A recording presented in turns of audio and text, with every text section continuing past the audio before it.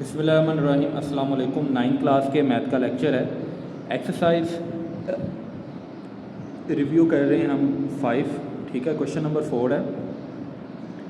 Find the maximum value of function है जी का x y equal to x plus 4y।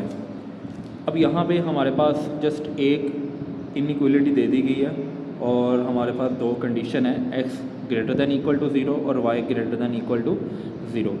इस तरह के क्वेश्चन हमने एक्सरसाइज 5.2 में किए थे, जिसमें हमने ये जो कंडीशन थी ये ग्राफ में इस्तेमाल की थी जब हम उसको शेड कर रहे थे। ठीक है, तो इन कंडीशन का मतलब ये होता है कि हमने नेगेटिव वाला पोर्शन जो है ग्राफ के अंदर वो शेड नहीं करना। ठीक है, जस्ट पॉजिटिव शेड करना है, क्योंकि एक्स ग्रेटर है 0 से और 0 के बराबर भी है, यानी कि 0 या 0 से बड़ा, तो वो फिर पॉजिटिव में ही आएगा। इसी तरह वाई के साथ भी यही है।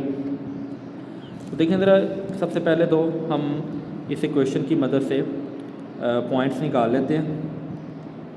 X plus y less than equal 4, इसको हम इक्वेशन 1 का नाम दे देते हैं। अब उसके बाद हमने क्या करना होता है, एसोसिएटेड इक्वेशन निकालनी होती है। तो वो आपके पास x plus y equal to 4 आ जाएगी। देन हमने क्या करना होता है, x इंटरसेप्ट और y इंटरसेप्ट। देखिए ज़रा, जब x इंटरसेप्ट करते हैं तो हम क्या करते हैं, y को 0 रखते हैं और y इंटरसेप्ट में x 0 रखा जाता है। अब इस इक्वेशन के अंदर जब y 0 रखेंगे तो x इक्वल टू 4 आ जाएगा, यानी कि x की वैल्यू 4 और y 0 है। ठीक है, और इसी तरह जब इस इक्वेशन के अंदर x 0 रखेंगे तो y इक्वल टू 4 आएगा, यानी 0 और y की वैल्यू 4। ठीक है, उसके बाद हमने क्या करना होता है, पुट 0 0 इन इक्वेशन 1। देखें ज़रा, इक्वेशन 1 के अंदर जब हम 0 0 पुट करेंगे तो ये 0 लेस दैन इक्वल 4 बन जाएगा। ठीक है, यानी कि हमारे पास आ जाएगा 0 लेस दैन इक्वल 4। अब 0 जो है 4 से लेस होता है, इसलिए कंडीशन ट्रू है। और जब कंडीशन ट्रू हो जाए तो हम लिखते हैं so the shaded portion is toward the origin. ठीक है जी, यानी कि इसका जो शेडेड पोर्शन है ना वो ओरिजिन की तरफ आएगा। अब हमने इसका ग्राफ ड्रा करना है। ठीक है, और उसको शेड करना है। देखिए ज़रा, ग्राफ मैंने पहले से ड्रा करके रखा हुआ है। एक पॉइंट था x की वैल्यू 4 y 0, वो ये आ गया, और इसी तरह x की वैल्यू 0 और y 4 वाला पॉइंट ये आ गया। ये लाइन ट्रू है, वो मैंने मेंशन कर दी है, लाइन भी लिख दी है। ठीक है, अब हमने इसको शेड करना है। शेड करने के लिए हमें कंडीशन को नज़र में रखना होगा कि कंडीशन क्या थी हमारी। कंडीशन ये थी कि x का और y का नेगेटिव वाला पोर्शन हमने शेड नहीं करना। तो फिर आपके पास जो शेडिंग है वो जस्ट यहाँ पे होगी। ठीक है,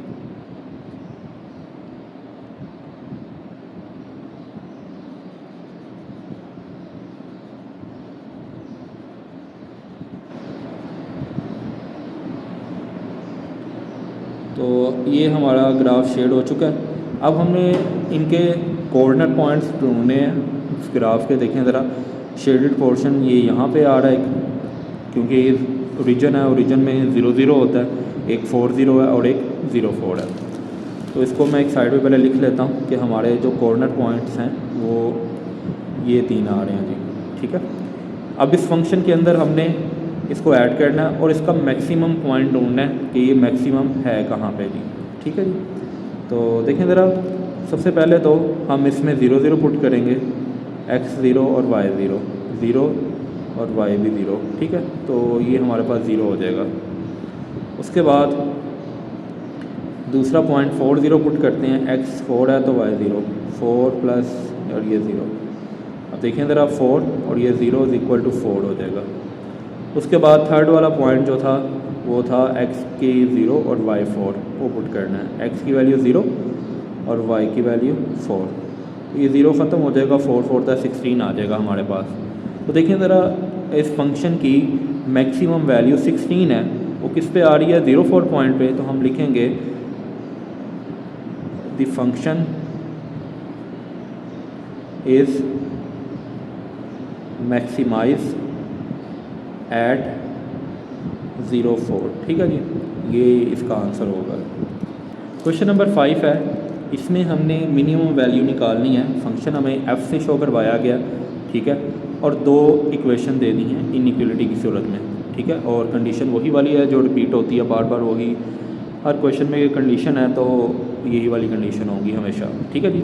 अब देखें ज़रा, इक्वेशन 1 और इक्वेशन 2 मैंने लिख ली हैं। सबसे पहले इनको एसोसिएटेड फॉर्म में लिखना है।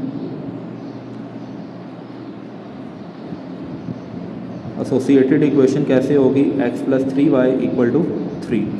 उसके बाद हमने क्या करना होता है, x इंटरसेप्ट और y इंटरसेप्ट करना होता है हमने। जब x इंटरसेप्ट करते हैं तो y 0 रखते हैं, और जब y इंटरसेप्ट करते हैं तो x 0 रखते हैं। अब इस इक्वेशन के अंदर देखें, अगर y 0 रख दिया जाए तो x = 3 आ जाएगा, यानी कि x की वैल्यू 3 और y 0।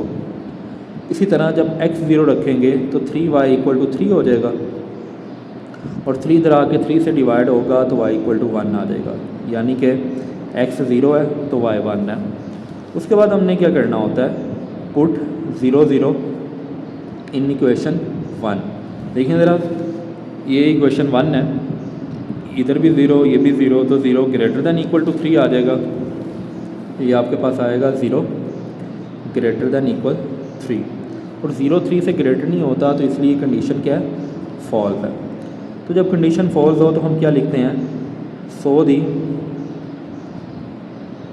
Shaded portion is away from the origin, ठीक है जी। अब आ जाएगी आपके पास इक्वेशन 2। इसको भी आपने एसोसिएटेड फॉर्म में लिखना है। x + y = 2 आ जाएगा।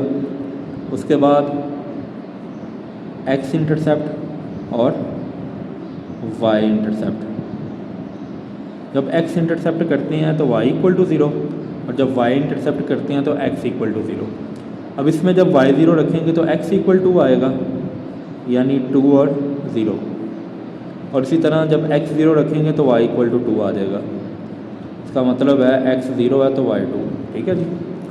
देन हमने क्या करना होता है, पुट करना होता है 0 0 इन इक्वेशन, यहाँ पे 2 है हमारे पास इक्वेशन। तो देखें ज़रा, इक्वेशन 2 के अंदर 0 0 पुट करेंगे तो 0 > 2 आ जाएगा, तो 0 > 2।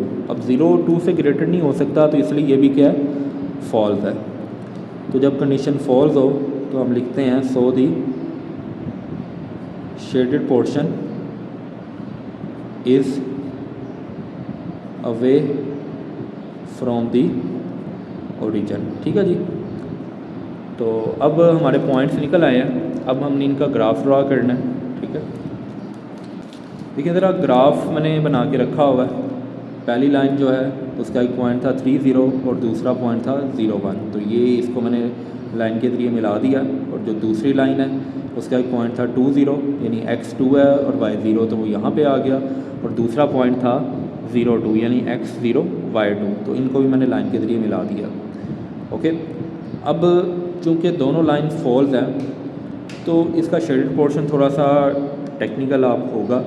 देखें ज़रा, अगर मैं यहाँ पे शेड करता हूँ तो वो ओरिजिन की तरफ जाएगा, यहाँ पे भी शेड नहीं कर सकता क्योंकि फिर इस लाइन के साथ टच हो रहा है, तो वो है फॉल्स। तो इधर को जब इसकी शेडिंग आएगी तो ये ट्रू बन जाएगी।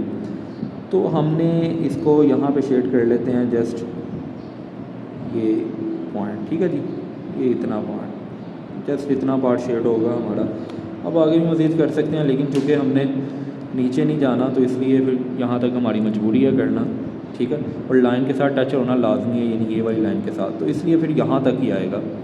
तो देखिए ज़रा, इसमें जो कॉर्नर पॉइंट बन रहे हैं, एक तो 3 0 बन रहा है, एक 0 2 है, और एक ये है। क्योंकि इसका देखा जाए तो ये इसके दरमियान में 1 और 2 यानी 1.5, ठीक है। और इधर से ये इसके दरमियान में 0 और 1 के यानी 0.5।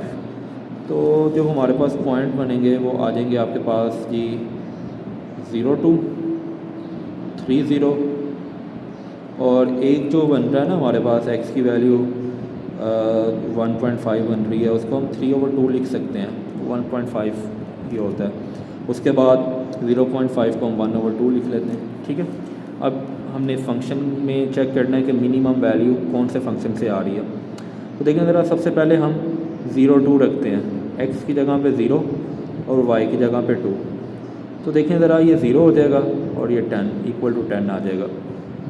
इसी तरह 3 0 रखना है, यानी x की वैल्यू 3 और y हमने 0 रखना है। तो ये 3 3 दा 9 और ये 5 0 0 हो जाएगा और ये 9 आ गया। थर्ड वाला पॉइंट अब रखेंगे हम 3/2 और 1/2, ठीक है जी। यानी x की जगह पे 3/2 और y की जगह पे 1/2। इसकी कैलकुलेशन थोड़ी सी लंबी है, यानी 9/2 और 5/2। इसका एलसीएम लेंगे तो 2 आएगा, 2 से 2 डिवाइड हुआ 1, 1 ऊपर मल्टीप्लाई होगा तो 9। इस तरह इससे डिवाइड होगा 1, 1 ऊपर मल्टीप्लाई हो जाएगा तो 5 आ जाएगा, ठीक है जी। ये आ जाएगा आपके पास 14/2। इसकी कटिंग कर लें तो 7 आ जाएगा। अब देखें ज़रा, 3 आंसर आए हैं हमारे पास, एक 10 है, एक 9 और एक 7। तो सबसे छोटा आंसर 7 है, वो कौन से पॉइंट पे आ रहा है, 3/2 और 1/2 पे। तो हम लिखेंगे द फंक्शन इज़